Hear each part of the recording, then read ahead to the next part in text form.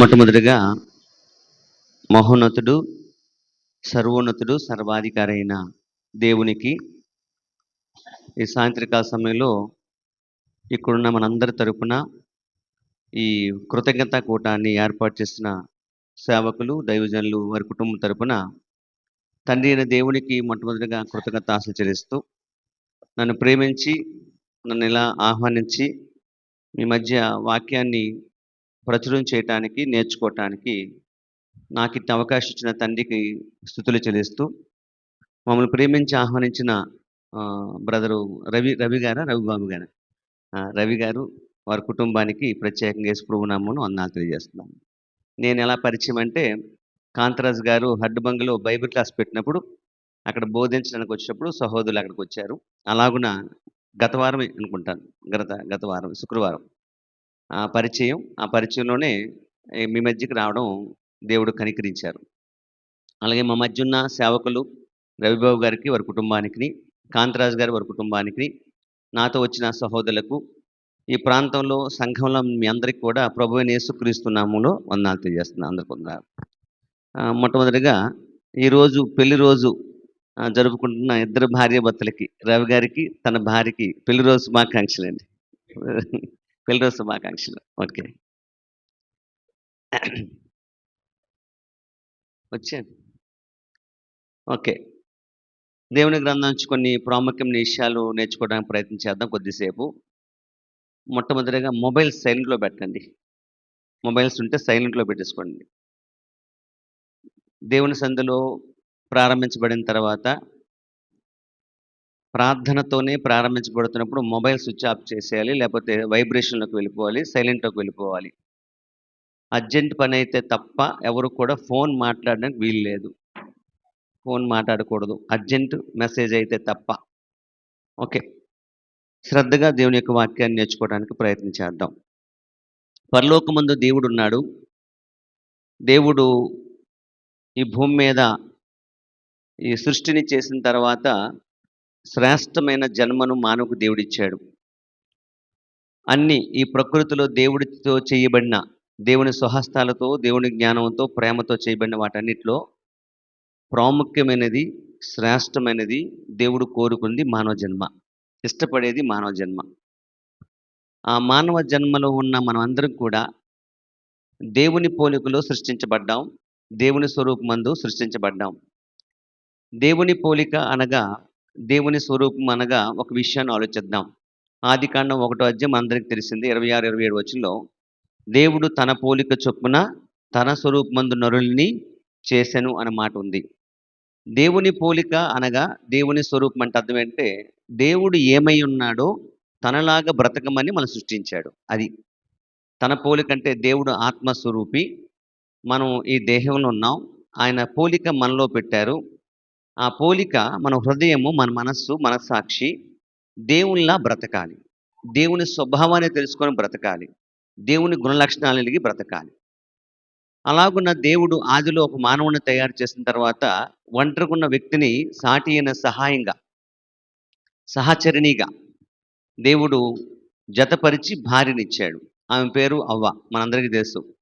అలాగున దేవుడు దేవుని గ్రంథంలో దేవుని చేత జరిగిన వివాహం అది. దేవుడు చేసిన మొట్టమొదటి వివాహం ఎవరెవరికండి? ఆదాముకి, అవ్వకి. మన పిల్లల్నేమో ఎవరో రిజిస్టర్ చేస్తారండి, ఎవరో సేవకులు చేస్తారండి, సేవకులు వస్తారు చేస్తారండి, దైవజనులు వచ్చి వాక్యం చెప్తారు, మ్యారేజ్ రిజిస్టర్ వచ్చి మ్యారేజ్ చేస్తారండి. ఆదమ్మకి ఎవరు పెళ్లి చేశారమ్మా? దేవుడు అండి. అది అదృష్టం అండి, అంతేనా? అది చాలా అదృష్టం అండి, అది గొప్ప భాగ్యం దేవుడు చేశాడు.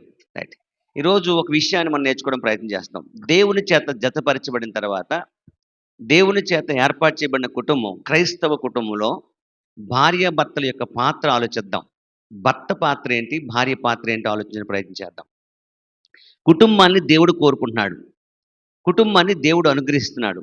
దేవుడు అనుగ్రహించిన కుటుంబంలో, దేవుడు ఏర్పాటు చేసిన కుటుంబంలో నీ పాత్ర ఏంటి, నీ పాత్ర ఏంటి ఆలోచిద్దాం. పెళ్ళైన వాళ్ళు ఇక్కడ ఎంతమంది ఉన్నారు? పెళ్ళైన వాళ్ళు మీరు పెళ్ళయిందండి?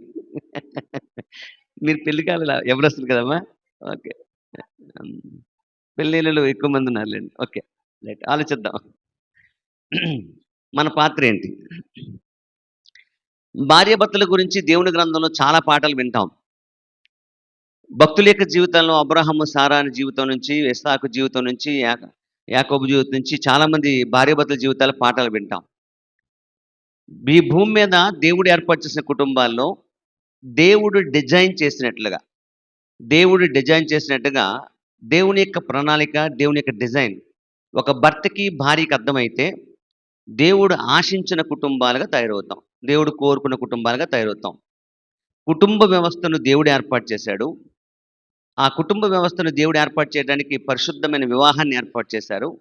ఈ వివాహం ద్వారా జతపరిచి వారు భార్యాభర్తలుగా ఈ భూమి మీద చలామణి అవుతున్నారు. అలాంటి భార్యాభర్తలుగా చలామణి అవుతున్న వారి యొక్క జీవితంలో ఆ వివాహాన్ని, వారి యొక్క దాంపత్యాన్ని డిజైన్ చేసింది ఎవరంటే దేవుడు. ఒక పురుషునికి, ఒక స్త్రీకి దేవుడు వారిని ఎలా జతపరిచాడో, ఎందుకు డిజైన్ చేశాడో ఆయన సంకల్పం ఏంటో పూర్తిగా అవగాహన ఉంటే కుటుంబంలో సమస్యలు ఉండవు. దేవుడు చేసిన ఆ ప్రణాళిక తెలియకపోతే కుటుంబంలో ఖచ్చితంగా ఏముంటాయి? సమస్యలు ఉంటాయి. అర్థమైందండి? సమస్యలు ఎందుకు వస్తాయి?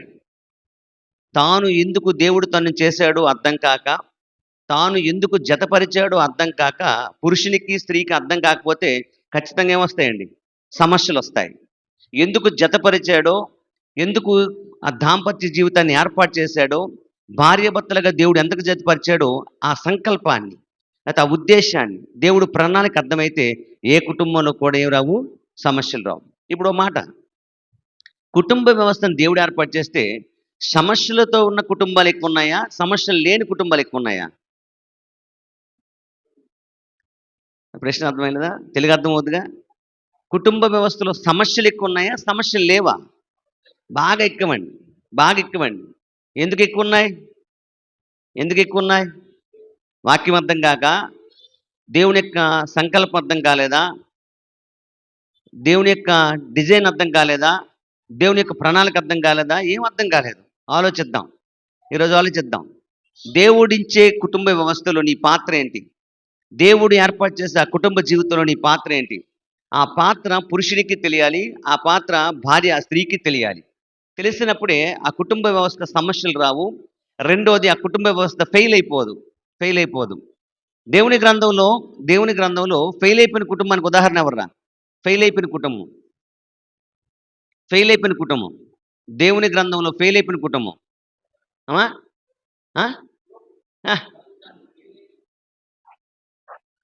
తొందరపడకూడదు. సక్సెస్ అయిన కుటుంబం అండి. ఫెయిల్ అయిపోయిన కుటుంబం. సంసోను కుటుంబం ఫెయిల్ అయిపోలేదా? కారణం, దేవుని యొక్క వివాహ వ్యవస్థ యొక్క రహస్యం ఏంటో, గొప్పతనం ఏంటో వాళ్ళకి అర్థం కాల. అలా చాలా కుటుంబాలు ఫెయిల్ అయిపోయాయండి. ఫెయిల్ అవ్వకుండా పాస్ అయిన భక్తుల యొక్క కుటుంబాలు చాలా ఉన్నాయండి. ఈరోజు ఆ భక్తుల జీవితం గురించి మాట్లాడలేదు, కానీ దేవుడు నీకు ఇచ్చే కుటుంబ వ్యవస్థలో నీ పాత్ర ఏంటో ఆలోచించి, ఎలాంటి ఇల్లును దేవుడిచ్చాడు, ఎలాంటి గృహాన్ని దేవుడిచ్చాడు, ఆ ఇంటిలో నీ పాత్ర ఏంటో ఆలోచించడానికి ప్రయత్నం చేద్దాం. కనుక 5 రకాల పరిస్థితులు మనం ఆలోచించిన ప్రయత్నం చేద్దాం. భార్యాభర్తల పాత్ర అనేది చాలా ప్రాముఖ్యమైన పాత్ర.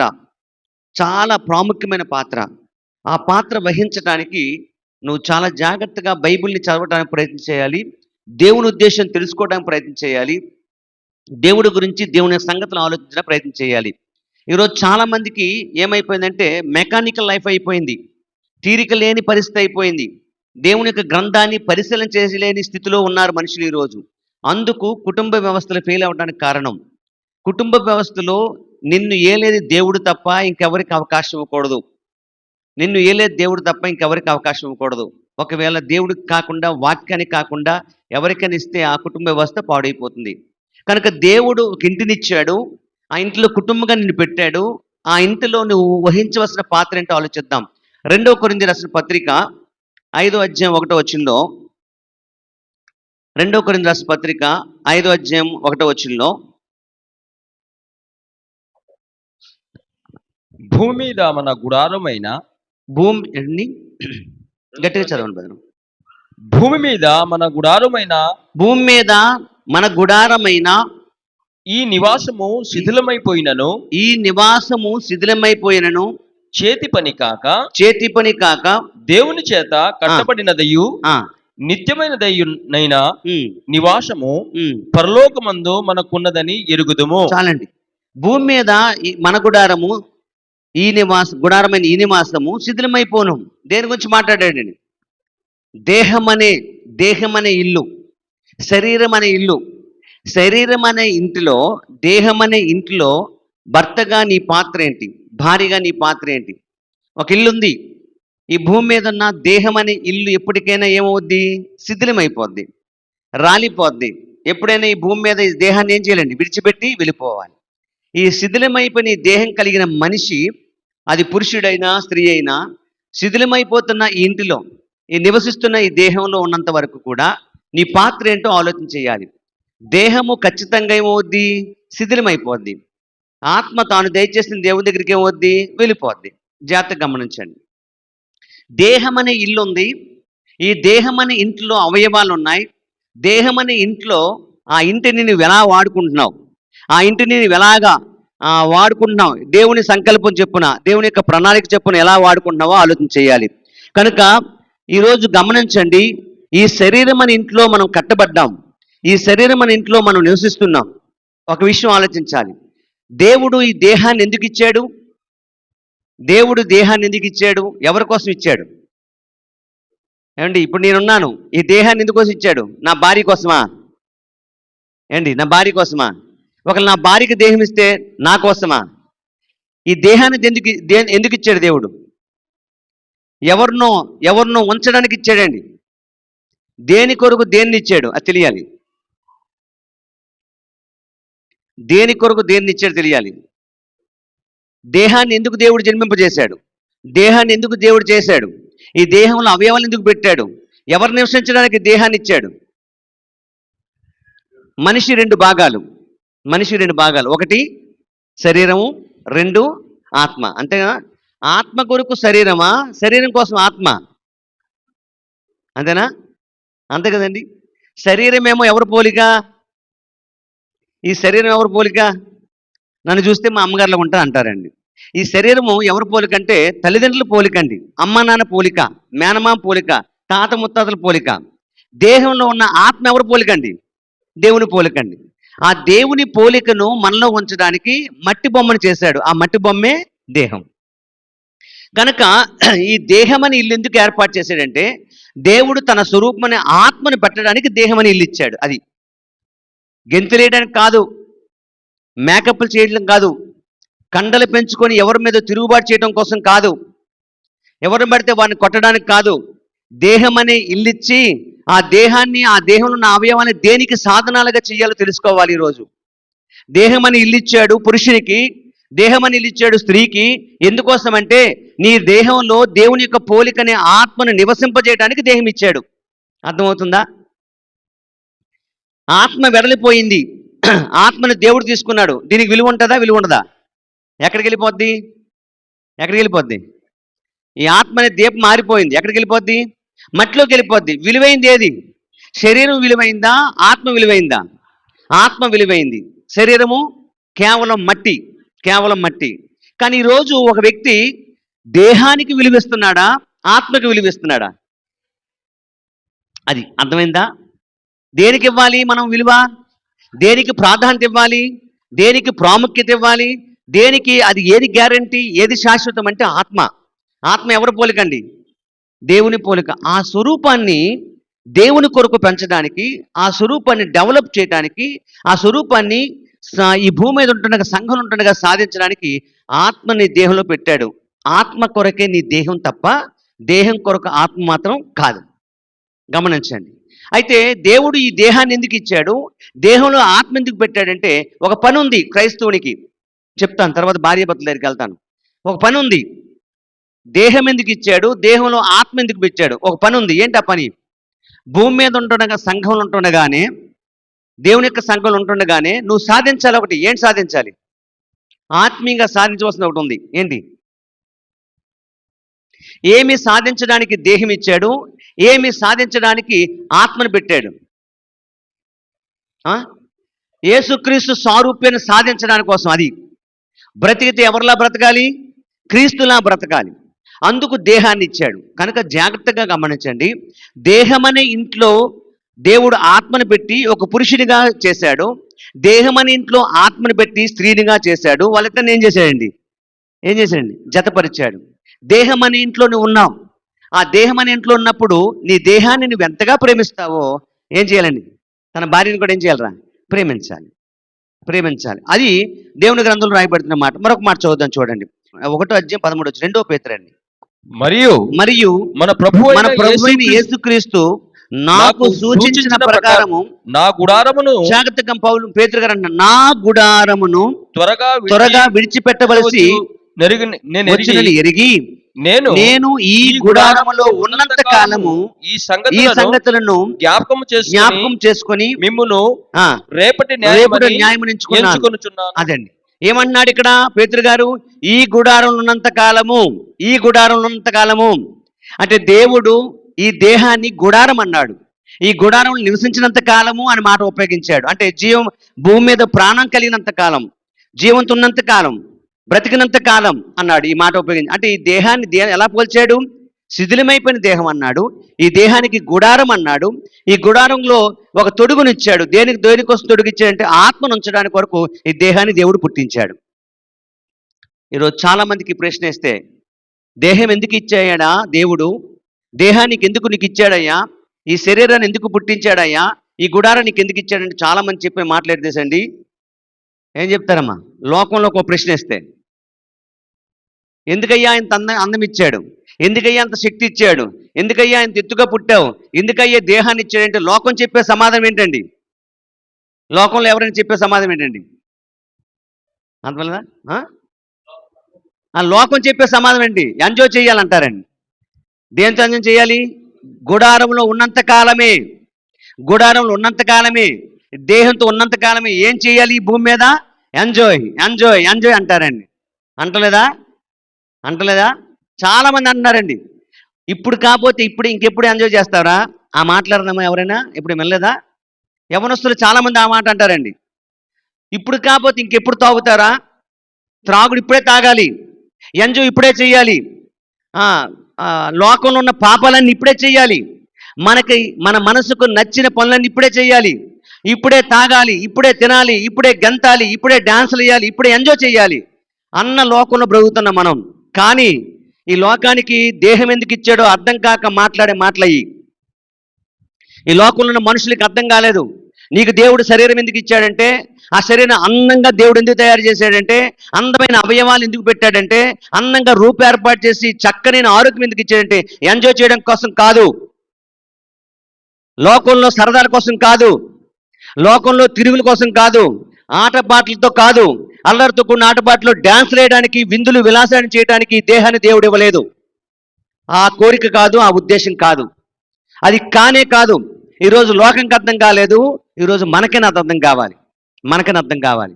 ఒక ఆయన అన్నాడు లూకాసు వార్తలు ఏమన్నాడంటే, నా ప్రాణమా, తన దేహంతో మాట్లాడుకుంటున్నాడు, తన ప్రాణంతో అనుకుంటున్నాడు. ఏమంటే, నా శరీరమా, నా దేహమా, ఈ రాత్రి కాల సమయంలో మాట అన్నాడు, నా ప్రాణమా తినుము, త్రాగుము, సుఖించుము అన్న మాట ఉపయోగించాడు. ఎవరికైనా వెళ్ళి అడగండి అదే మాట చెప్తారు. ఇప్పుడు కాకపోతే ఇంకెప్పుడు ఎంజాయ్ చేస్తాం? ఆ ఉద్దేశంతో దేవుడు నీకు జన్మనివ్వలేదు, ఆ ఉద్దేశంతో దేవుడు దేహాన్ని ఇవ్వలేదు, ఆ ఉద్దేశం దేవుడు నీలో ఆత్మను పెట్టలేదు, ఆ ఉద్దేశం దేవుడు నిన్ను పెళ్లి చేయలేదు, ఆ ఉద్దేశంతో కాపురాన్ని దేవుడు ఏర్పాటు చేయలేదు. ఆ ఉద్దేశమే కానే కాదు. దేవునికి ఒక ఉద్దేశం ఉంది, దేవునికి ఒక ఆలోచన ఉంది, ప్రణాళిక ఉంది. నీకు దేహం అనే ఈ గుడారం ఎందుకు ఇచ్చాడంటే తన పోలికను దాయటానికి, తన పోలికను దాచడానికి, తన పోలికను నివసించడానికి ఈ దేహం ఇచ్చాడు. ఎంజాయ్ చేయడానికి కోసం కాదు. మరొక మాట చెప్తాను, ఎంజాయ్ చేయడం కోసం కాదు, త్రాగడానికి కోసం కాదు, అల్లరితో కూడిన ఆటపాటలు ఆడడానికి కాదు, సినిమాలు శిఖర్లు చూడడానికి కాదు, లోకానుసారంగా బ్రతకడం కోసం కాదు, మనకు నచ్చినట్లుగా వ్యవహరించడానికి దేహం మనకి ఇవ్వలేదు. అందుకు ఇవ్వలేదు. ఎందుకు ఇచ్చాడు? మరి ఎందుకు ఇచ్చాడు? క్రీస్తు స్వరూపాన్ని సాధించడానికి. నీకు దేహమని దేవుడు ఇస్తే, ఆ లోకాసు వార్త చదవక్కర్లేదు, మా అందరికి తెలిసింది. లోకాసు వార్త 12వ అధ్యాయంలో ఒక ధనవంతుడు అన్ని సంపాదించుకొని, అన్ని కొట్లలో ధాన్యం సమకూర్చుకొని, డబ్బు సమకూర్చుకొని, బంగారం సమకూర్చుకొని ఈ రాత్రి కాల సమయం నుంచి అనుకున్నాడట, రేపటి నుంచి ఎంజాయ్ చేస్తాను అనుకున్నాడట. అక్కడ దేవుడు ఒక క్వశ్చన్ మార్క్ పెట్టాడు. వారు వెర్రివాడా, ఈ రాత్రికాల సమయంలో నీ ప్రాణాన్ని అడిగితే సంపాదించినవి ఏమవుతాయి, ఎవరు అవుతాయని అడిగాడంటే. ప్రశ్నకు సమాధానం ఉందా ఆయన దగ్గర? ఎలా ఎంజాయ్ చేస్తామంటే అనేక సమాధానాలు ఉంటాయండి. కారు కొంటా, 5 స్టార్ హోటల్కి వెళ్తా, చాలా మందితో తిరుగుతా, త్రాగుతా, విలాసాలు చేస్తా అన్నమాట సమాధానం ఉంటాయి. ఈ రాత్రి ప్రాణం అడిగితే దాని సమాధానం ఏముందండి ఆయన దగ్గర? లేదండి. కనుక జాగ్రత్త గమనించండి, నీ దేహం అనే ఇల్లును దేవుడు ఎందుకు ఇచ్చాడో అది నీకు అర్థం అయ్యి నీ భార్యకు నువ్వు చెప్పగలిగితే, ఇద్దరికి దేహం యొక్క విలువ అర్థమైతే సమాధానంగా సంతోషంగా బ్రతుకుతారు. దేవుడిచ్చే దేహం అని ఇంట్లో నీ పాత్ర ఏంటో ఆలోచిద్దాం. నీ పాత్ర ఏంటి? భార్యగా నీ పాత్ర ఏంటి? భర్తగా నీ పాత్ర ఏంటి? యెషయా గ్రంథము 22వ అధ్యాయము 13వ వచనం చదివిన తర్వాత పాత్రలు ఆలోచిద్దాం. యెషయా గ్రంథము 22వ అధ్యాయం 13వ వచనం.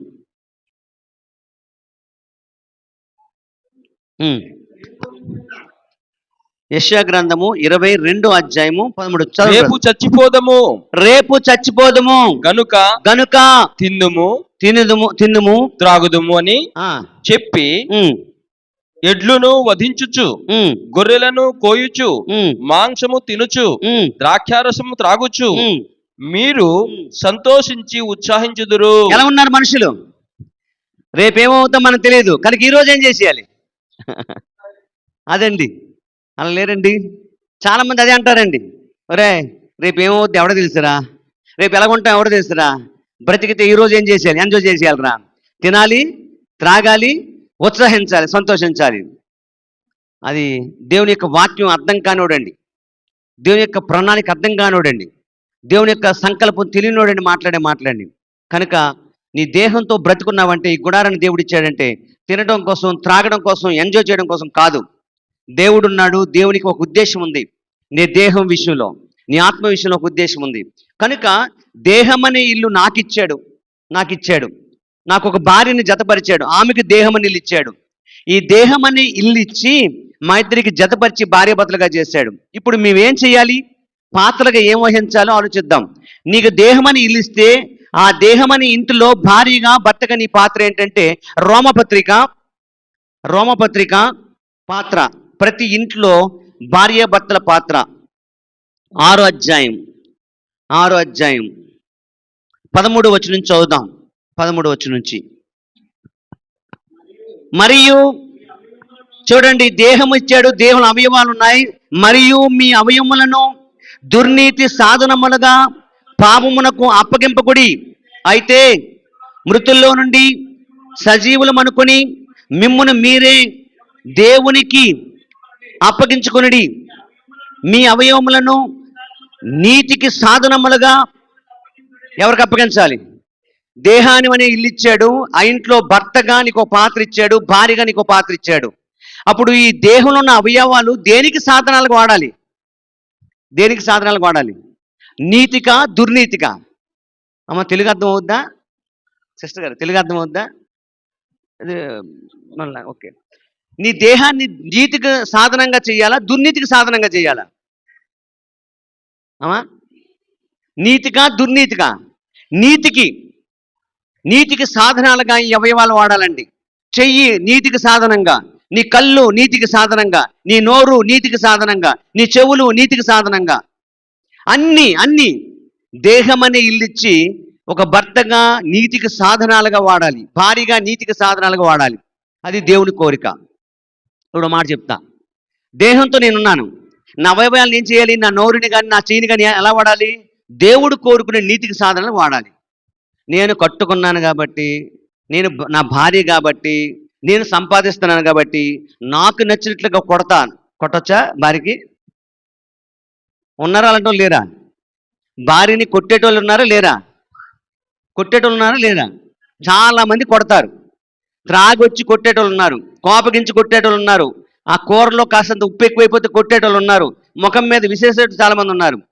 అంటే భార్యని కొట్టడానికి ఈ అవయవాలు ఇచ్చాడు?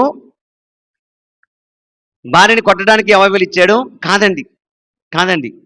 దేహం అనే ఇల్లు ఎందుకు ఇచ్చాడంటే, అందులో భర్తగా నీకు ఎందుకు ఉంచాడంటే, భార్యగా నీకు ఎందుకు ఉంచాడంటే, ఒకరు అవయవాలు నీతికి సాధనాలు వాడుకొని ఆ నీతికి సాధనమైన దేహంలో ఒకరినొకరు అగౌరవపరచుకోవడం కోసం కాదు, గౌరవంగా బ్రతకడం కోసం.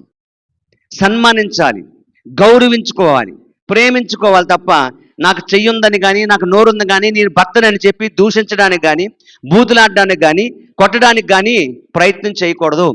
కొట్టేటోళ్ళు చాలామంది ఈరోజు భూమి మీద. భార్య అంటే గౌరవం లేకుండా కొట్టేటోళ్ళు చాలామంది ఉన్నారండి, ఉన్నారు. భర్త అంటే గౌరవం లేకుండా నోరు పారేసుకున్న స్త్రీలు ఉన్నారా? ఉన్నారండి.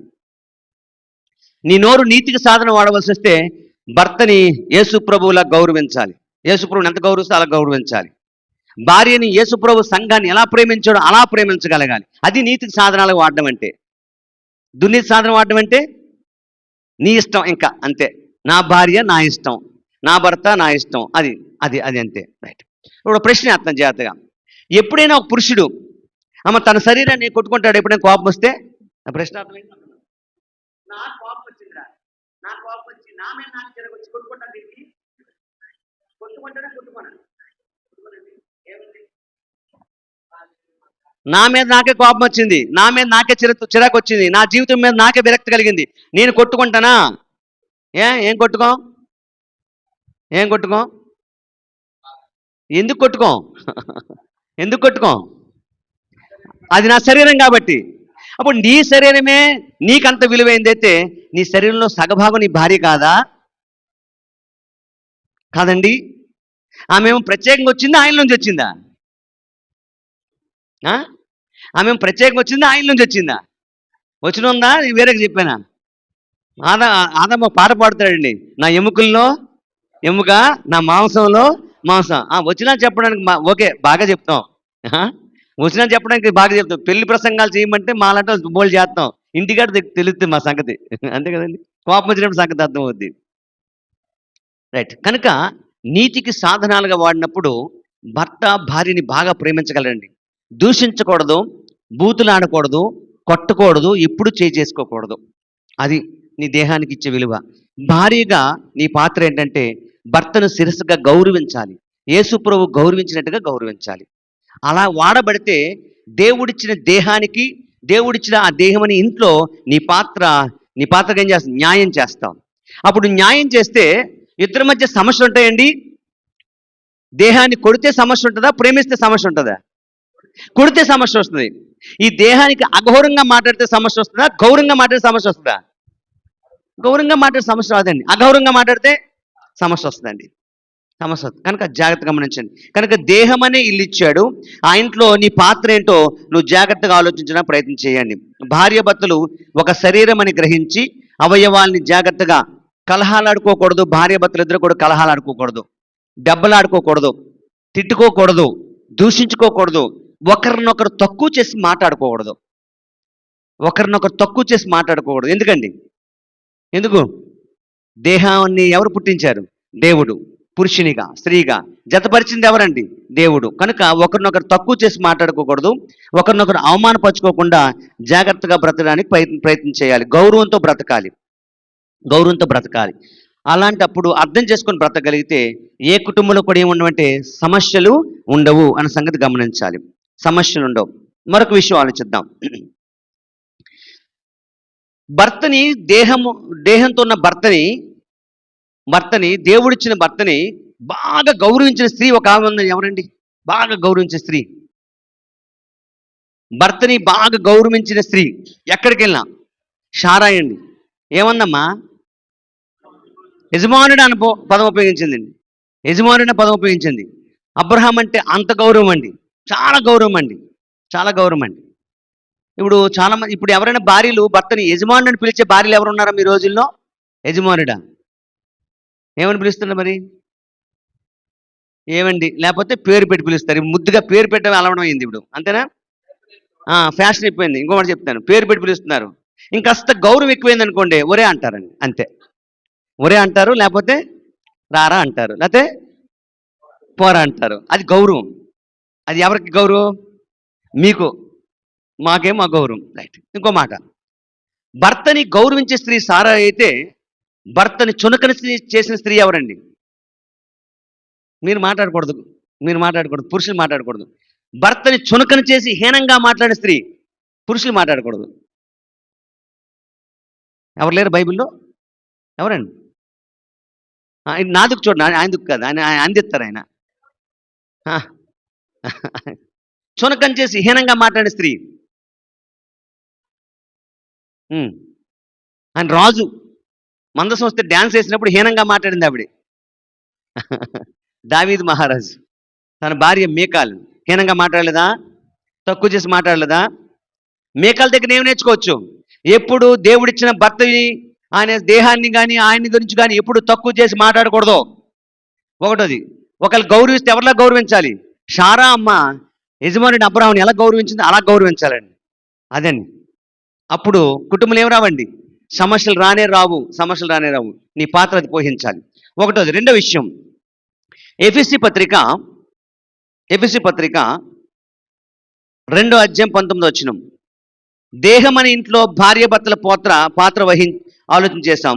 నీతికి సాధనాలుగా నీ దేహాన్ని వాడు. భార్యని కొట్టకు, దూషించుకో. భర్తని అఘోరంగా మాట్లాడుకో. నీతికి సాధనాలుగా వాడాలి. రెండు ఎఫెసీ పత్రిక 2:19 మీరిక మీదట పరజనులను పరదేశులనై ఉండక పరిశుద్ధులతో ఏకపట్నములను దేవుని ఇంటి వారని ఉన్నారు. దేవుని ఇంటి వారై ఉన్నారు. అమ్మా ఓ ప్రశ్న, దేవుని లేదురా? దేవుడు నివసించి ఇల్లేదురా? దేవుడు నివాసం చేసి ఇల్లేదమ్మా. ఇక్కడ కాదు, ప్రస్తుతం దేవుడు నివసించి ఇల్లేదమ్మా. దేవుడి స్థలం ఏదమ్మా? నా ప్రశ్న అర్థం లేదా? దేవుడు నివసించి పరిపాలన చేసి ఇల్లేదమ్మా. ఇప్పుడు దేవుడు ఇల్లేదండి. నా ప్రశ్నలు కొత్తగా ఉన్నాయి. ఆయన ఇప్పుడు ప్రశ్నలు వేయడమో అది నీ ప్రశ్న కొత్తగా ఉంది. వాళ్ళకి దేవుడు నివసించి ఇల్లేదండి. ప్రస్తుతం దేవుడు లేదండి. పరలోకం ఎక్కడుంది? పరలోకం అక్కడ. ఆ పరలోకంలో దేవుడి నివాసం ఉంది. భూమి మీద దేవుడు నివసించి ఇల్లేదమ్మా. భూమి మీద దేవుడు నివసించి ఇల్లు.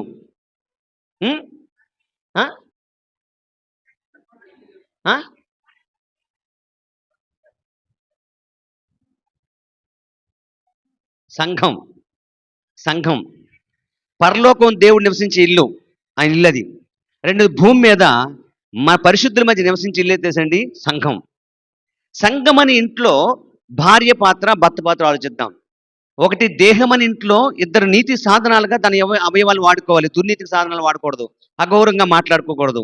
ఎప్పుడు దూషించుకోకూడదు. కలహాలు కొట్టుకోకూడదు. సంఘం అనే ఇల్లు ఉంది. ఆ సంఘం అనే ఇంట్లో దేవుడు నివసిస్తున్నాడు. ఆ దేవుడు నివసించి ఇంట్లో నీ పాత్ర ఏంటి? భార్యాభర్తలుగా నీ పాత్ర ఏంటి? ఏం లేదా? ఆలోచిద్దాం. సంఘము దేవుడు నివసించే స్థలం కాదా?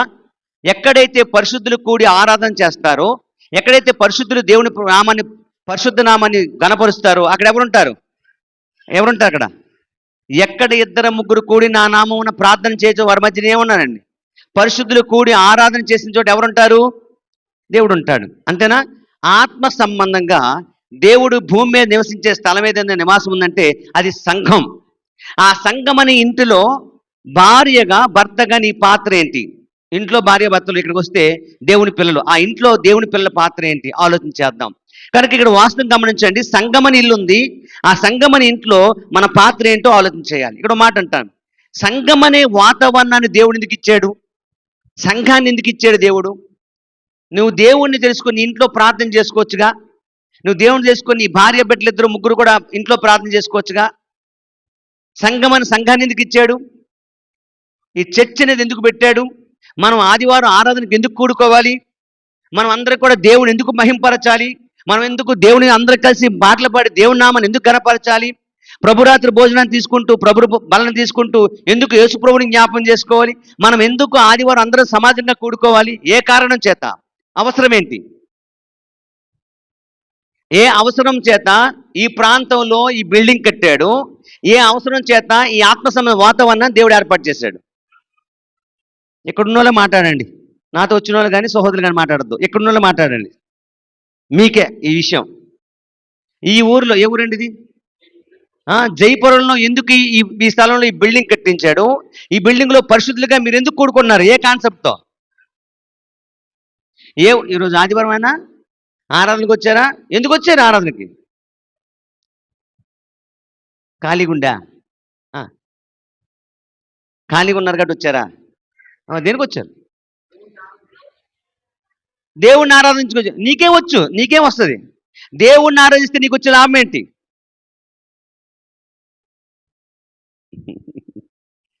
మనం ఎందుకు దేవుడు ఈ సంఘం అనే వాతావరణం ఎందుకు ఇచ్చాడంటే మనందరం కూడా ఆత్మీయంగా దేవుని పిల్లలుగా పెరగడానికి కోసం. అర్థమైందా? ఆత్మీయంగా దేవుని పిల్లలా పెరగడం కోసం. ఓ ప్రశ్న వేస్తాను. సంఘానికి వెళ్లకుండా, ఆదివారం దేవుని సన్నిధికి వెళ్లకుండా, నేను పలానా చోట ఆత్మీయంగా బాగా బ్రతకగలను ఒక ప్లేస్ చెప్పండి మీరు ఏదైనా. ప్రశ్న అర్థమైంది? అర్థమైంది? అర్థమైందమ్మా? ఏం పేరు? త్రివేణి గారు. నేను చర్చికి రాకుండా, ఆదివారం ఆరాధన రాకుండా, బుధవారం ప్రార్థనలు ఉన్నాయా? బుధవారం ప్రార్థన రాకుండా ఆత్మీయంగా బాగా విశ్వాసంగా పెరగల ప్లేస్ ఒకటి చెప్పండి ఏదైనా. ఏదైనా ప్లేస్ చెప్పండి. స్కూలు, సచివాలయం, లేకపోతే లైబ్రరీ, హాస్పిటల్, సినిమా థియేటరు, నేను చెప్పండి ప్లేస్. ఆత్మీయంగా విశ్వాసంగా బలంగా పెరగలను ఆ ప్లేస్లో, ఈ ప్లేస్ అని చెప్పండి. ఏ ప్లేసు లేదండి. ఒకే ఒక స్థలం అండి. ఏదండి? దేవుని సంఘం అండి. ఆ సంఘంలో ఆరాధిస్తున్న పరిశుద్ధుల సమూహంలో దేవుడు ఉంటాడు. యేసు ప్రభు ప్రత్యక్షత ఇక్కడ ఉంటుంది. అంతే. ఎందుకు ఇచ్చాడు? టైంపాస్ కోసం కాదు. ఎందుకు ఇచ్చాడు ఈ స్థలాన్ని? ఎందుకు ఇక్కడ ఆరాధనగా కూడుకున్నారు? ఎందుకు పరిశుద్ధుల సమాజంగా కూడుకుంటున్నారంటే, ఈ సంఘాన్ని ఎందుకు ఇచ్చాడంటే మీరు ఆత్మీయంగా దేవుని పిల్లలుగా బ్రతకడం కోసం, ఆత్మీయంగా దేవుని యొక్క వాతావరణంలో పెరగడం కోసం. ఆత్మీయంగా ప్రతి క్రైస్తవుని పెంచేది సంఘం. సంఘం అనే వాతావరణం. ఆ సంఘం అనే ఇంట్లో అక్కడే ఆత్మీయంగా పెరుగుతావు, అక్కడే ఆత్మీయంగా ఎదగలవు, అక్కడే ఆత్మీయంగా బ్రతకగలవు. ఇది తప్ప ఇంకొక ప్లేస్లో ఎక్కడ బ్రతకలేమండి. ఇంకెక్కడ బ్రతకలేమండి. ఈ లోకంలో ఎక్కడ బ్రతకలేమండి. ఎక్కడ సంతోషం కానీ, ఆత్మీయంగా ఆనందం కానీ, విశ్వాసాన్ని పెంచుకొని, భక్తిని పెంచుకొని, యథార్థ పెంచుకొని, దేవుని యొక్క స్వభావాన్ని పెంచుకునే స్థలం సంఘం అండి. ఆ సంఘమని ఇంట్లో భర్తగా నీ పాత్ర ఏంటి? సంఘమని ఇంట్లో భార్యగా నీ పాత్ర ఏంటి? అది నా ప్రశ్న. రైట్. ఇక్కడ మాట చెప్తాను. చాలామంది సంఘం యొక్క విలువ తెలియక, ఆదివారం ఆరాధన యొక్క విలువ తెలియక, ప్రార్థనల విలువ తెలియక ఎలాగొస్తారు తెలుసండి? జస్ట్ టైం పాస్కి వచ్చినట్టుగా వస్తారు. ఎలాగొస్తారు తెలుసండి? విజిటర్స్ తెలుసా? విజిటర్స్. మేము ఎవరమండి ఈరోజు వచ్చినాం? మీకు గెస్ట్లం, విజిట్ చేయడానికి వచ్చాం. మరి కాసేపు పోతే ఏం చేస్తాం? వెళ్ళిపోతాం. చాలామంది సంఘాల్లో అలాగే ఉన్నారు ఈరోజు. సంఘంలో నీ పాత్ర లేదా? నువ్వు విజిటర్గా వచ్చి వెళ్ళిపోతున్నావా? పని చేస్తున్నావా? సంఘంలో ఉండి వచ్చి నాది కాదు, రవి గారిది, త్రివేణి గారిది పని మాది కాదని వచ్చి వెళ్ళిపోతున్నావా? ఇక్కడ ఏదైనా పని చేస్తున్నావా? ప్రతి భార్యకి, ప్రతి భర్తకి సంఘం అనే వాతావరణంలో పని ఉంది. సంఘము దేవుని ఇల్లు అయితే ఆ ఇంట్లో దేవుని పని, ఆ ఇంట్లో పని ఉంది. ఏం పని? ఏంటమ్మా పని? మీరు ఎవరైనా చెప్పండి. సంఘం అనే వాతావరణం దేవుడిస్తే ఆ సంఘం అనే వాతావరణంలో నీ పని ఏంటి? నీ పాత్ర ఏంటి? ఏం లేదా? పాత్ర ఏంట్రా పాత్ర?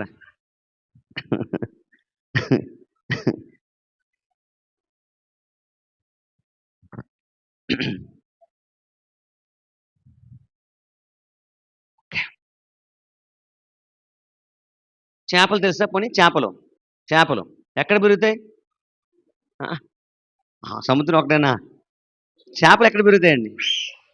చేపలకు సముచిత స్థానం నీరు. మన ఆత్మకి సముచిత స్థానం సంఘం. మన ఆత్మీయంగా పెరగాలంటే, హృదయం ఆత్మీయంగా మన విశ్వాసంలో పెరగాలంటే, ఆత్మీయంగా వర్ధిల్లాలంటే సముచిత స్థానం మన ఆత్మకి, హృదయానికి సంఘం అండి. ఆ సంఘం అని ఇంట్లో తప్ప ఇంకెక్కడ ఆత్మీయంగా పెరిగే అవకాశమే లేదు.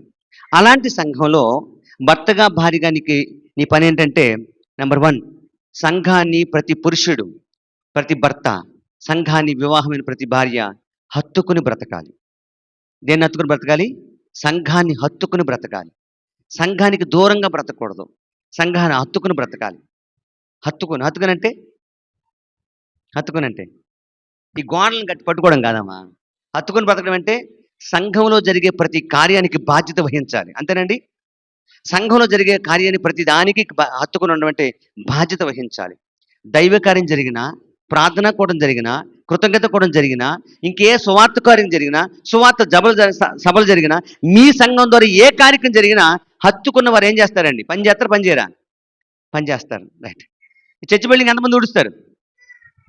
ఈ చర్చి బిల్డింగ్ ఆదివారం వస్తే ఎంతమంది ఊడుస్తారు? ఇక్కడ ఎవరు ఊడుస్తారు? ఊడ్చడం అంటే తుట్టడం. ఎవరు క్లీన్ చేస్తారు? ఈరోజు ఆదివారం ఆరాధన జరిగిందా? ఆదివారం ఆరాధనకు వచ్చారా? ఉదయం ఎవరు తుడిచారండి? ఈరోజు ఉదయం కానీ నిన్న కానీ ఎవరు తుడిచారా తొడలేదా? సరే, మీరు కూర్చుని దాన్ని ఏమంటారు అవి? అది ఎవరు వేశారు? ఆ షీట్లు ఎవరు వేశారు? ఎవరు వేయలేదు. మీరు వేశారా? అది అంటే సేవకుడే తుడుచుకోవాలి, సేవకుడే ఊడ్చుకోవాలి, సేవకుడే కడుక్కోవాలి, సేవకుడే దులుపుకోవాలి. అది పొట్టులోనే సేవకుడే దులుపుకోవాలి, సేవకుడే ఆ పాత్ర కడుక్కోవాలి, సేవకుడే మీకోసం అన్ని రెడీ చేయాలి. కుర్చీలు, ఆ బరకాన రెడీ చేసి కూర్చొని అప్పుడు వస్తారు. ఎవరు వస్తారండి? ఎవరు వస్తారండి? స్విచ్ ఫ్యాన్లు వేసి లైట్లు వేసి తుడుచుకొని పట్లు దులుపుకొని కడిగేసుకొని అన్నీ వేస్తే అప్పుడు ఎవరు వస్తారండి? చుట్టాలు వస్తారు. చుట్టాలు, గెస్ట్లు వస్తారు, ఆఫీసులు వస్తారు. అది కాదు.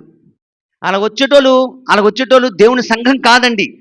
సంఘం అనే ఇంట్లో నీ పాత్ర ఏంటి నీకు అర్థం కాలేదండి.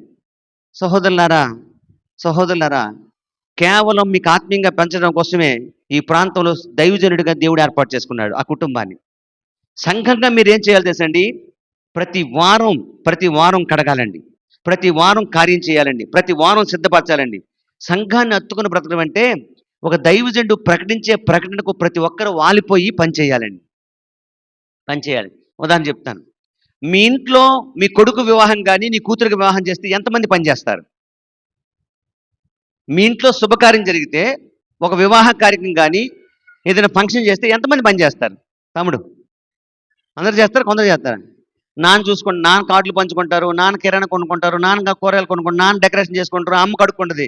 నా పనేం లేదు. మన పనే ఉంటుందా? అందరూ పని చేస్తారా? ఒక్క నాన్న అమ్మ పని చేస్తారా? ఏమమ్మా అందరూ ఎందుకు చేయాలి?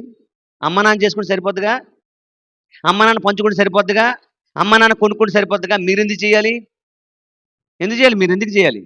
అది మా ఇల్లు, అది మా కుటుంబం, మా కుటుంబంలో జరిగే కార్యక్రమం. మీ ఇంట్లో జరిగే కార్యక్రమానికి, మీ కుటుంబంలో జరిగే కార్యక్రమానికి నీకు అంత విలువ, దేవుని సంఘంలో జరిగే కార్యక్రమానికి విలువ లేదు, గౌరవం లేదు, నీ పాత్ర నిర్వహించడం లేదు. జాగ్రత్త.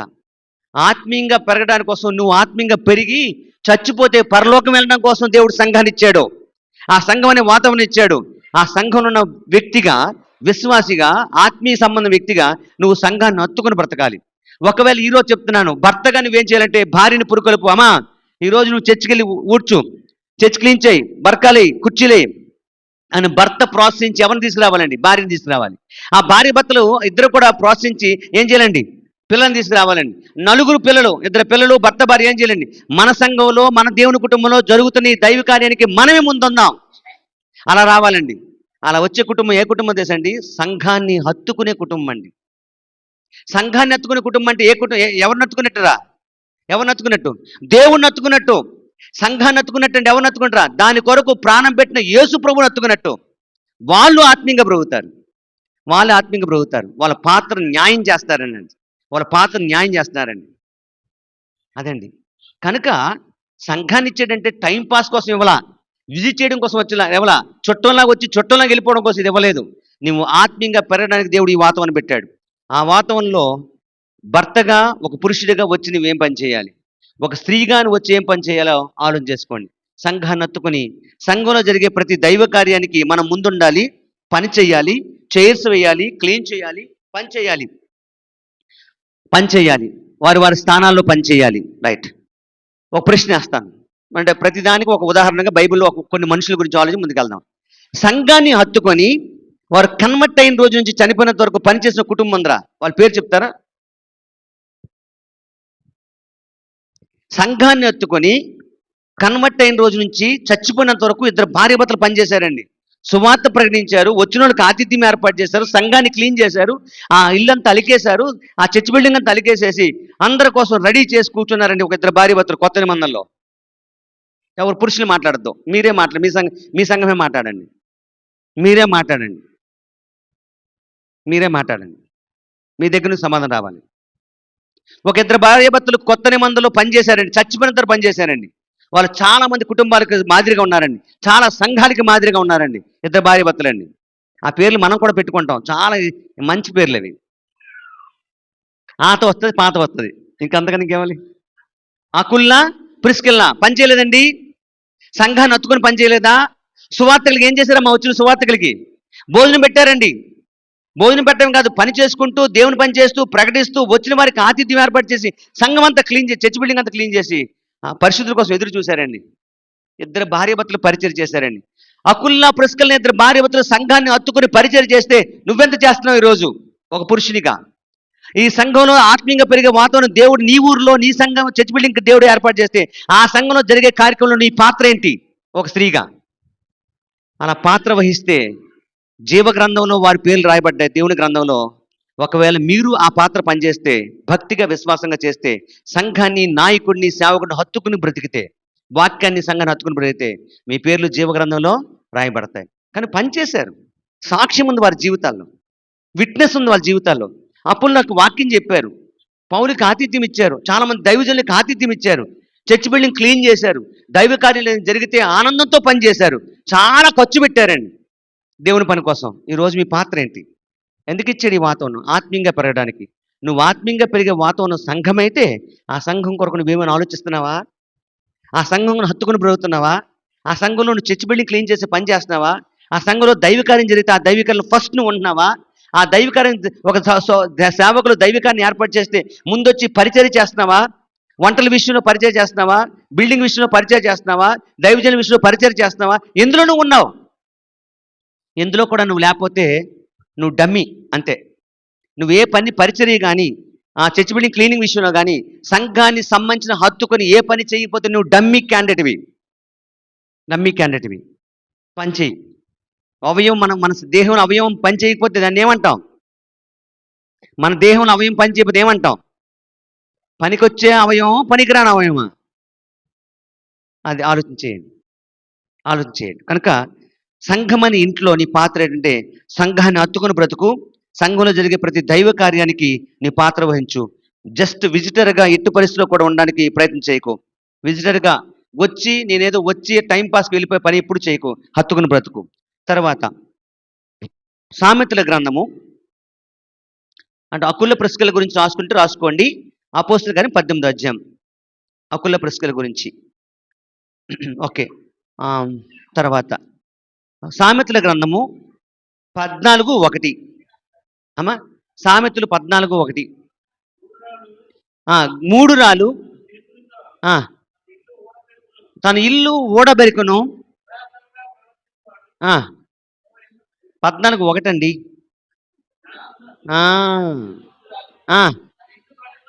రెండో లైన్ చదివేశారు మీరు, మీద లైన్ వదిలేశారు. జ్ఞానవంతురాలు తన ఇల్లు కట్టును, మూడు రాలు తన ఇల్లు పెరుగును. ఇక్కడ ఒక పేరు పెడదాం ఈ వచనానికి, సంసారపు ఇల్లు. ఏ ఇల్లట? సంసారం అనే ఇల్లు. సంసారం అనే ఇంటిలో భార్యగా భర్తగా నీ పాత్ర ఏంటో ఆలోచిద్దాం. జ్ఞానవంతురాలుగా బ్రతికితే సంసారాన్ని కట్టుకుంటావు, మూడు రాలుగా బ్రతికితే సంసారాన్ని పాడు చేసుకుంటాం. సంసారాన్ని చక్కదిద్దుకోవాలా, పాడు చేసుకోవాలా అమ్మా? సంసారాన్ని చక్కదిద్దుకోవాలా, పాడు చేసుకోవాలా? భార్యాభర్తల మధ్య గొడవలు అయితే ఎవరైనా ఏం చెప్తారు చేసండి, అమ్మా నీ సంసారాన్ని నువ్వే ఏం చేస్తారట? చక్కదిద్దుకో అమ్మా, నీ భర్తని మార్చుకోమ్మా, భార్యని మార్చుకోను ఆయన, పిల్లల్ని సరిగా చూసుకోండి ఆయన, మీ సంసారం మీరు కాపాడుకోండి అని ఏ పెద్దలైనా చెప్తారు. ఎవరు కూడా పాడు చేసుకోమని ఎవరు అనరు అంటేనా? ఎవరు పాడు. సంసారం అనే ఇంటిలో నీ పాత్ర ఏంటి? ఇక్కడ మాట చెప్తాను. ఎవరి ఇల్లు బాగుపడద్దంటే, ఎవరు సంసారపు ఇల్లు బాగుపడద్దంటే జ్ఞానవంతుల ఇల్లు. ఎవరి ఇల్లట? జ్ఞానవంతురాలు ఇల్లు. జ్ఞానవంతురాలు ఇల్లు బాగుపడద్దా? జ్ఞానం లేని వారి ఇల్లు బాగుపడద్దా? జ్ఞానవంతురాలు ఇల్లు. రైట్. ఏ జ్ఞానం? అక్కడ చెప్పాను. ఏ జ్ఞానం? ఏ జ్ఞానం ఉంటే ఇల్లు బాగుపడద్ది అమ్మా? దైవ జ్ఞానం ఉంటే. మనకి స్త్రీల్లో కానీ పురుషుల్లో కానీ, లేకపోతే స్త్రీలు దైవ జ్ఞానం ఎక్కువ ఉంటుందా, లోక జ్ఞానం ఎక్కువ ఉంటుందా అమ్మా? మీరు అత్తగారా తల్లా? మీరు తల్లా అత్తగారా? రెండు ఉన్నాయా? మీ అమ్మగారా? మీకే చెప్తాను. అత్తగారులు ఇక్కడ ఎవరున్నారమ్మా? అత్తగారులు, అత్తలు మీరు కోడలా? ఓహో. లోకజ్ఞానం ఎక్కువ ఉందమ్మా, దైవ జ్ఞానం ఎక్కువ ఉందా? ఒక లోకజ్ఞానం ఏం చెప్తుందంటే, అమ్మా ఆ కోడల్ని రాసి రంపాలు పెట్టామా అంటది లోక జ్ఞానం. కోడలు ఏం చేయాలి? కోడల్ని రాసి రంపాలు పెట్టాలి. లేకపోతే ఏం చేద్ది కోడలు? మన మీద అజమాయిషీలు ఎత్తది. ఎవరింటి నుంచి వచ్చింది ఆవిడ? బయట నుంచి వచ్చింది ఆవిడ. చెప్పట్లేదు చాలా మంది అలాగా అన్నారండి. ఇప్పుడు ఒకవేళ నీ కూతుర్ని ఎవరింటికి వెళ్ళి వివాహం చేసి పంపించావు, ఏం చెప్పి పంపిస్తావు? ఏం చెప్పి పంపిస్తావు? అమ్మా, ఒక తల్లిగా నన్ను ఎంత గౌరవిస్తున్నావో నువ్వు ఒకరింటికి వెళ్ళి అతను కూడా అలాగే గౌరవించు అని చెప్తారా? నువ్వు కట్టుకున్నోడిని లేదా దాన్ని ఏమంటారు, ఆ ఆ కొంగుకి కట్టేసుకో. నీ భర్త నీ కొంగులో ఉండాలి, నీ అత్త నీ కొంగులో ఉండాలి, మీ మామ నీ కొంగులో ఉండాలి, నీ బీరువా తాళాలు కూడా అది. లేరా అలాటోలు? నేను కొత్తగా చెప్తున్నానా? లేరా? బీరువా తాళాలు కొంకే ఉండాలి. ఇంటి తాళాలు కొంకు ఉండాలి. భర్త కూడా ఎక్కడ ఉండాలండి? కట్టేసుకో. అసలు భర్త తాళి కట్టాడా, ఆమె తాళి కట్టిందా? అమ్మా, వివాహంలో ఎవరెవరు తాళి కట్టారమ్మా? వివాహాలేమో భర్త తాళి కడతాడండి, వివాహం అయిన తర్వాత అది పరిస్థితి. ఏ జ్ఞానం ఎక్కువ ఉంది? ఏ జ్ఞానం ఎక్కువ ఉంది? అందుకు కుటుంబాలు తగలబడిపోతున్నాయి. అందుకు కుటుంబాలు తగలబడిపోతున్నాయి. అందుకు కుటుంబాల సమస్యలు వస్తున్నాయి. లోక జ్ఞానాన్ని పెంచుకుంటే కుటుంబాల్లో సమస్యలు వస్తాయి. దైవ సంబంధమైన జ్ఞానాన్ని పెంచుకుంటే ఏ కుటుంబంలో ఏ సమస్య రాదండి. ఒక అత్త ఆ కోడల్ని కూతురులా చూస్తుందండి. మా ఇంటికి వచ్చిన కూతురు అని చూస్తుందండి. ఆ కోడలు అత్తగారిని అమ్మ, మా అమ్మ అంటదండి. అమ్మ అంటదండి. ఇప్పుడు అలా అలా చూసుకుంటారండి. అలాగా ఈరోజు అలాంటి చూపులు ఉన్నాయండి. అలాంటి అలాంటి మనసు ఉందండి. అలాంటి చూపులు ఉన్నాయండి. అలా చూడరండి. అప్పుడు ఆ ఇంటికి వెళ్ళి అల్లుడు మా మామయ్య మన తండ్రితో సమానం, నా అత్త మా అమ్మతో సమానం అలా చూస్తున్నారండి. కారణం ఏ జ్ఞానం తక్కువైంది? దేవుని జ్ఞానం తక్కువైందండి. దైవ సంబంధం జ్ఞానం తక్కువైందండి. లోక జ్ఞానం ఎక్కువైందండి. లోక జ్ఞానం నేర్పించేది ఏది? దైవ జ్ఞానం నేర్పించేది ఏది? దైవ జ్ఞానం నేర్పించేది ఏదమ్మా? దేవుని యొక్క వాక్యం. లోక జ్ఞానం నేర్పించేది ఏది? మీరు చెప్తారా, నేను చెప్పాలా? లోక జ్ఞానం నేర్పించేది ఏది? ఇదే ప్రోగ్రామ్స్ ఉన్నాయి లోకంలో. ఏమి నేర్పిస్తాయి? అవి మనం రోజు చూస్తాం, గంటలు చూస్తామండి. గంటలు చూస్తాం. ఇప్పుడు ఈ ప్రోగ్రామ్ అయిపోయి ఇంటికి వెళ్ళి టక్కన ఆన్ చేస్తాం ఆ టీవీలో వచ్చి సీరియల్. ఆ సీరియల్ ఏమి నేర్పిస్తామా? దేవుడి జ్ఞానమే కదా.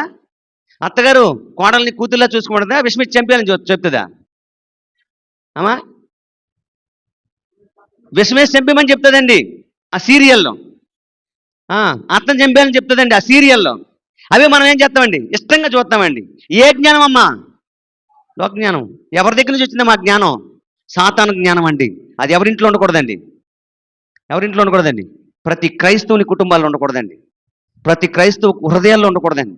ప్రతి క్రైస్తవు భార్య భర్తల మధ్య ఉండకూడదండి. అత్త కోళ్ళ మధ్య ఉండకూడదండి. కనుక జ్ఞానవంతురాలు ఇల్లు ఏం చేస్తుందండి?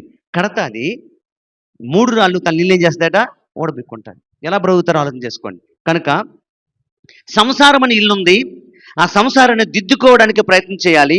ఈ సంసారం ఇంట్లో నీ పాత్ర ఏంటో ఆలోచిద్దాం. నీ పాత్ర ఏంటో అంటే నీ పాత్ర ఏంటంటే ఇప్పుడు మాట చెప్తాను, జాగ్రత్త గమనించండి. వ్యవసాయం చేసే వాళ్ళకి ఒక సామెత ఉంది. లోకంలో ఒక సామెత ఉంది. వ్యవసాయం చేసే వాళ్ళకి మడికంట గట్టు అవసరం అంట. అంతేనా? వ్యవసాయం చేసే భూములు ఉన్నాయా? వ్యవసాయ భూములు ఉన్నాయా? నీరు కడతారు చాలా మంది మడిల్లో. వ్యవసాయం కూడా నీరు కడతారు. ఆ మడికి గట్టు అవసరం. ఎందుకు గట్టు అవసరం? నీరు నిలబడాలి. నీరు నిలబడితేనే పంట బాగా ఉంటుంది. ఆ మడికి గట్టు లేకపోతే, మడికి గట్టు ఎంత అవసరమో కుటుంబానికి గుట్టు అంత అవసరం. అర్థమలేదా? మడికి గట్టు ఎంత అవసరమో, గట్టు ఎందుకండి? నీరు నిలబడడానికి కోసం. కుటుంబానికి ఏది అవసరం అండి? గుట్టు అంత అవసరం. ఇప్పుడు ఆలోచన చేసుకోండి. గుట్టు లేకపోతే కుటుంబ వ్యవస్థ నువ్వే తీసుకెళ్ళి ఎక్కడ పెట్టావు? మీ కుటుంబ విషయంలో గుట్టు లేకపోతే నువ్వు తీసుకెళ్ళి ఎక్కడ పెట్టావు? రోడ్డు మీద పెట్టావు. కానీ చాలా మందికి అలవాటు ఏంటంటే, ఏమండి మా అత్తగారు ఎలాగా, ఏమండి మా భర్త ఎలాగా, ఏమండి నా భార్య ఎలాగా అని చెప్పి ఒకరి గురించి ఒకరు లోకంలో ఏం చేస్తారా? చెప్పుకొని అఘోరంగా మాట్లాడే రోజులు లేవా? ఈరోజు చెప్పుకోవట్లేదా? ఇరుగోలతో పొరుగోలతో భార్యని తక్కువ చేసి మాట్లాడడం, భర్తను తక్కువ చేసి మాట్లాడడం, అత్తను తక్కువ చేసి మాట్లాడడం, ఇక ఇంట్లో జరిగే సమస్య, ఇంట్లో జరిగే ప్రతి విషయం ఆ పక్కింట్లో చెప్పడం. గుట్ట ఓపెన్ చేస్తున్నామా? గుట్టుందండి కుటుంబానికి? కుటుంబానికి గుట్టు లేకపోతే ఎవరు పరుగు తీస్తున్నావు? ఎవరు పరుగు తీసుకుంటున్నావు? నీ ఇంటి నీ నీ సంవత్సరం ఇల్లని పరువు నువ్వే తీసుకుంటున్నావు. కనుక కుటుంబానికి ఏమవసరం? గుట్ట చాలా అవసరం అండి. కనుక ఒకవేళ సమస్య వస్తే ఆ సమస్యని ఇద్దరు మాట్లాడుకోవాలి తప్ప ఆ పక్కింటి వాళ్ళతో మాట్లాడకూడదండి. వాళ్ళ సమస్యను ఏం చేయరురా? పరిష్కరించరు. సమస్యను ఏం చేస్తారు? సమస్యను ఏం చేస్తారు? మీరు సంతోషంగా ఉంటే చూడలేని వారు ఆ సమస్యను ఏం చేస్తారండి? పెంచుతారు. కనుక జాగ్రత్త. జ్ఞానవంతురాలుగా సంసారం ఇల్లు కాపాడుకోవడం ప్రయత్నం చేయాలి. నీ పాత్ర అంటే గుట్టుండాలి.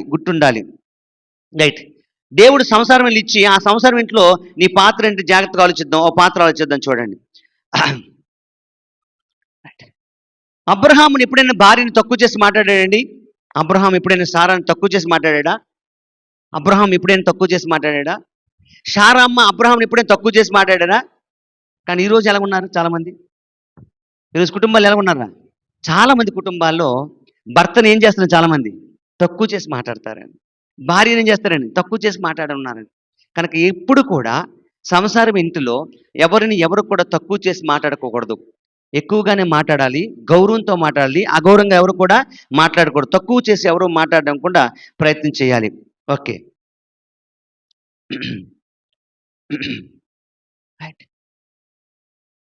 సంసారం ఇంటిలో ఒకరినొకరు గౌరవించి బ్రతకాలంటే, జ్ఞానంతో బ్రతకాలంటే ఒక వ్యక్తికి ఏం తెలియాలి?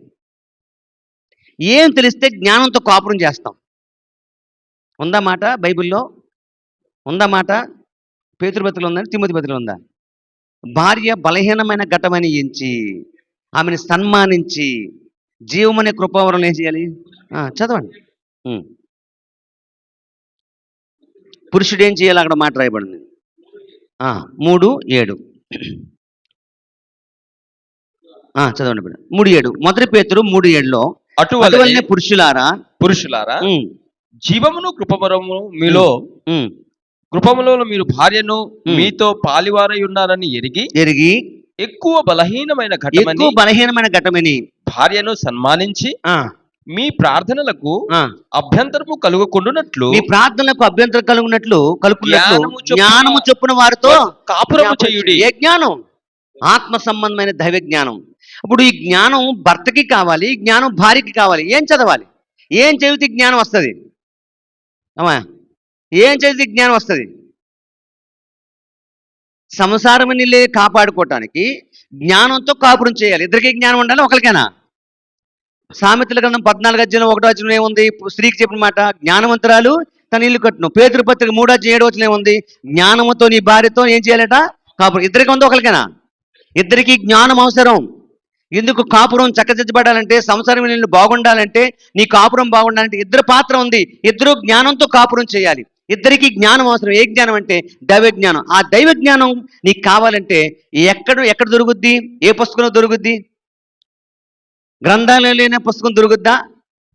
మీ చదువుకున్న పుస్తకాలు ఏదైనా పుస్తకం చెబుతుందా? మరి ఏ చదివితే వస్తుంది? ఏమి చదివితే వస్తుంది? ఏమి ధ్యానిస్తే జ్ఞానం వస్తుంది? ఏదమ్మా? దేవుని గ్రంథం అండి. దేవుని గ్రంథాన్ని చదివితే, దేవుని గ్రంథాన్ని ధ్యానిస్తే, దేవుని గ్రంథాన్ని ధ్యానించగలిగితే, దివరాత్రులు ధ్యానించగలిగితే దేవుడు ఆత్మ సంబంధమైన జ్ఞానం ఇస్తాడు. ఆ జ్ఞానంతో కుటుంబాన్ని ఏం చేస్తామండి? సంసారం ఇల్లు కట్టుకుంటాం. కనుక భార్య భర్తలుగా ప్రతి కుటుంబంలోని ప్రతి ఒక్కరూ బైబిల్ చదవడం ప్రయత్నం చేయాలి. దేవుని యొక్క వాక్యాన్ని ధ్యానించడం ప్రయత్నం చేయాలి. ఉందా బైబిల్లో? దివారాత్రములు ధ్యానించువాడు ధన్యుడు అన్నాడా? ధ్యానించని వాడు ధన్యుడు అన్నాడా? అర్థమైందండి.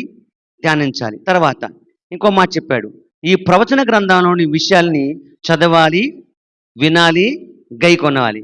గైకొనివాడు ధన్యుడు. 1:3 ప్రకటన. అంటే దేవుని గ్రంథాన్ని ఏం చేయాలరా? చదవాలి. దేవుని గ్రంథాన్ని ఏం చేయాలరా? ధ్యానించాలి. ఆ చదివిన వాటి విషయంలో, జ్ఞానించే వాటి విషయంలో గైకోవాలి. ఆ గైకునే వారు భార్యాభర్తలు. జ్ఞానంతో కాపురం చేయాలంటే దేవుని గ్రంథాలు చదవాలి. రైట్. ఎంతమంది చదువుతున్నారు వాక్యాన్ని? ఎంతమంది చదువుతారు రోజు? చదువుతావమ్మా? ఎన్ని అధ్యాయాలు చదువుతావు? రోజుకి 24 గంటల్లో ఎన్ని అధ్యాయాలు చదువుతావు? ఒక అధ్యాయం. రోజుకు ఒక అధ్యాయం. 2-3 చదువుతావు. ఓకే. ఇంకెవరైనా చదువుతారండి గ్రంథాన్ని? దేవుని గ్రంథాన్ని ఈ బైబిల్ని ఆదివారం నుంచి ఆదివారమే తీసుకొస్తారా, ఇంట్లో ఎక్కడైనా దీన్ని తెరుస్తారు? ఇప్పుడు దీని ముఖం చూస్తారా? ఇంటి దగ్గర దీని ముఖం చూస్తారా? ఎవరైనా ముఖం చూడరా? చూస్తారండి? చూడరా? ఆ చూస్తామన్న వాళ్ళు కొద్దిగా మంది, ఇద్దరు ముగ్గురు చెప్పారు. చూడమన్న వాళ్ళు ఎక్కువ మంది ఉన్నారు. మన ఇంట్లో దీని ముఖం చూడాలంటే ఏం చేయాలరా? అదే చదవాలంటే ఏం చేయాలండి? ఒక ప్రోగ్రాం ఏర్పాటు చేసుకోవాలి. ఏంటో మా ప్రోగ్రాం, మీ సంసారం ఇంట్లో కాపురం చక్కగా జరగాలంటే, జ్ఞానం రావాలంటే, ఆత్మీయ జ్ఞానం రావాలంటే చదవాలంటే మీ ఇంట్లో ఏదో ప్రోగ్రాం ఉండాలండి. ఏ ప్రోగ్రాం ఉండాలండి? దేవుని సన్నిధి ఉండాలండి. దేవుని సన్నిధి ఉండాలి. ఏం చేయాలరా? ఉదయం సాయంత్రం ఏం చేయాలమ్మా?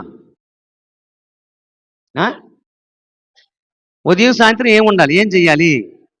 భార్య, భర్త, పిల్లలు ఏం చేయాలి? కుటుంబ ప్రార్థన చేయాలిరా. కుటుంబ ప్రార్థనలో పాటలు పాడి దేవుని నామని ఏం చేయాలండి? మహింపరచాలి. తర్వాత వాక్యం చదివి ఏం చేయాలి? అర్థం చేసుకోవాలి. అవసరమే ఒకవేళ ఆ భార్యకు అర్థం కాకపోతే ఎవరిని అడగాలి వెంటనే? అక్కడ ఎవరిని అడగాలి వెంటనే? పురుషుడిని అడిగి తెలుసుకోవాలి. ఒకవేళ ఆ పురుషుడికి తెలియకపోతే దైవజని పిలిపించి మాకు ఈ అర్థం, మా కుటుంబ ప్రార్థన చదువుతున్నామయ్యా, మాకు ఇది అర్థం కాలేదయ్యా తెలియదు, ఆయన వచ్చి చెప్తారు మీకు. ఇక్కడ ప్రశ్న వేస్తాను.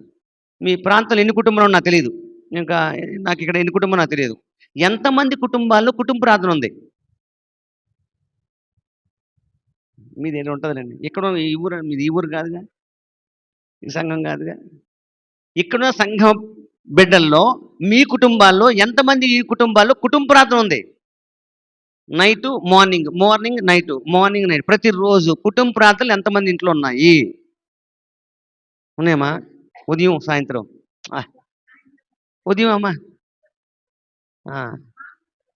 అంటే డే మొదటి జామునే దేవుడితో స్టార్ట్ చేయాలండి. మన ప్రతి పని ఇల్లు తుడిచే దగ్గర నుంచి రాత్రి పడుకున్నంత వరకు దేవునితో స్టార్ట్ చేయాలండి. ప్రార్థనతో స్టార్ట్ చేయాలండి, పాటలతో స్టార్ట్ చేయాలండి, కుటుంబ ప్రార్థన స్టార్ట్ చేయాలి, డివోషన్ ఉండాలండి. ప్రతిరోజు ఉదయం, ప్రతి రాత్రి ఉదయం సాయంత్రం డివోషన్తో మనం ప్రారంభించాలి, డివోషన్తో ముగించాలండి. కుటుంబ ప్రార్థన ప్రారంభించాలి, డే స్టార్ట్ చేయాలి, కుటుంబ ప్రార్థన ముగించాలండి. అప్పుడు ఆ కుటుంబంలో దేవుని జ్ఞానం ఉంటుందండి. ఆ కుటుంబంలో దేవుని జ్ఞానం ఉంటే ఆ కుటుంబం సమస్యలు వస్తాయా, ప్రశాంతంగా ఉంటారా? ఎందుకు ప్రశాంతంగా ఉంటారు? కుటుంబ ప్రార్థనలో ఎవరుంటారో తెలుసా? ఎక్కడ ఇద్దరు ముగ్గురు ఉంటారో అక్కడ ఎవరుంటారండి? యేసుప్రభు ఉంటారండి. యేసుప్రభు ఉండి ఇల్లు ఎలా ఉంటుందండి? ప్రశాంతంగా ఉంటుంది, గలిబిలిగా ఉంటుందా? అంతేండి. ఆలోచించుకోండి, మీ ఇంట్లో ప్రశాంతం లేదా? స్టార్ట్ చేయండి, ఈ రోజు నుంచే స్టార్ట్ చేయండి కుటుంబ ప్రార్థన. ఆయన చెప్పుకుంటారు, కుటుంబ ప్రార్థన స్టార్ట్ చేయండి. మీ ఇంట్లో కలహాలు ఉన్నాయా, ఇబ్బంది ఉందా, సమస్య ఉందా, దుఃఖం ఉందా, బాధ ఉందా, మనసు ప్రశాంతం లేదా? స్టార్ట్ చేయి, దేవునితో ప్రారంభించు, దేవునితో ముగించు, స్టార్ట్ చేయి. అప్పుడు ఆత్మీయంగా ఒకరితో ఒకరిని ఎలా గౌరవించుకోవాలో, ఎలాగా గౌరవించుకొని లోబడాలో, ఎలా ప్రేమించుకోవాలో, ఆ కుటుంబాన్ని ఎలా కట్టుకోవాలో, ఆ సంసారాన్ని ఎలా కాపాడుకోవాలో మీ పాత్ర మీకు పాత్ర అర్థం అవుద్ది. కనుక జాగ్రత్త. కనుక ప్రతిరోజు దేవుని యొక్క వాక్యాన్ని ధ్యానించడానికి ప్రయత్నం చేయండి, గౌరవించుకోండి. అయితే ఆత్మ సంబంధమైన ఇల్లు, మత్తయి సువార్త 7వ అధ్యాయం. ఆత్మ సంబంధమైన ఇల్లు.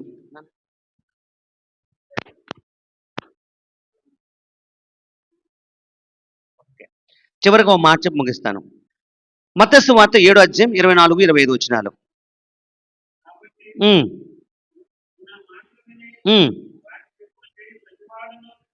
ఈ నా మాటలు విని వాటి చెప్పున చేయి ప్రతివాడును బండ మీద తన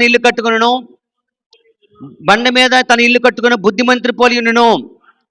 వాన కురిసెను, వరదలు వచ్చెను, గాలి విసిరి ఆ ఇంటి మీద కొట్టును గాని బండ మీద వేయబడింది కనుక ఎందుకు పడలేదు? అది ఏ ఇల్లు అంటే ఆత్మ సంబంధమైన ఇల్లు. ఆ ఇంట్లో నివసించే కుటుంబాలుగా జాగ్రత్తగా నీ పునాది ఎక్కడ వేసుకున్నావు? క్రీస్తు అనే బండ మీద నీ పునాది వేసుకున్నావా? ఆ పునాది మీద స్థిరంగా ఉన్నావా? ఆలోచన చేసుకోండి. ఆత్మ సంబంధమైన ఇల్లు, మన కుటుంబం ఎలా ఉండాలంటే ఆత్మ సంబంధమైన కుటుంబంగా ఉండాలిరా. ఈరోజు చాలామంది క్రైస్తవులుగా పిలబడుతున్నా కానీ క్రైస్తవులుగా పిలబడే కుటుంబాలు చాలా, ప్రపంచంలో చాలామంది, అన్ని కుటుంబాలు క్రైస్తవ కుటుంబాలే. అంటే ఆర్సీఎం చర్చికి వెళ్ళినా వాళ్ళే, ఎక్కడికి వెళ్ళినా వాళ్ళే పిలబడతారు. కానీ దేవుని గ్రంథం సెలవిస్తుంది, ఆత్మ సంబంధమైన ఇల్లుగా పిలబడుతున్నారా? ఆత్మ సంబంధం కుటుంబంగా పిలబడుతున్నారా? ఆత్మ సంబంధం కుటుంబంగా, ఇంటిగా గుర్తింపు ఉందా మనకి దేవుని దగ్గర? అది కావాలండి. అయితే ఇక్కడ ఒక మాట ఉంది.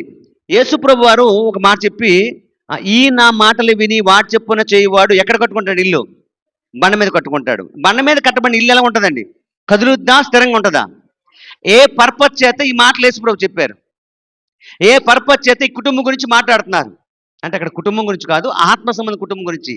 అప్పుడు ఈ మాట, అప్పుడు ప్రేమ సాగర్ నేను యేసుప్రభు మాటలు నాకు అర్థమయ్యి ఆయన మాటలు విని విశ్వసించి నా విశ్వాసం అనే నా విశ్వాసాన్ని పునాదిని యేసుక్రీస్తుని బండ మీద కట్టుకున్నా.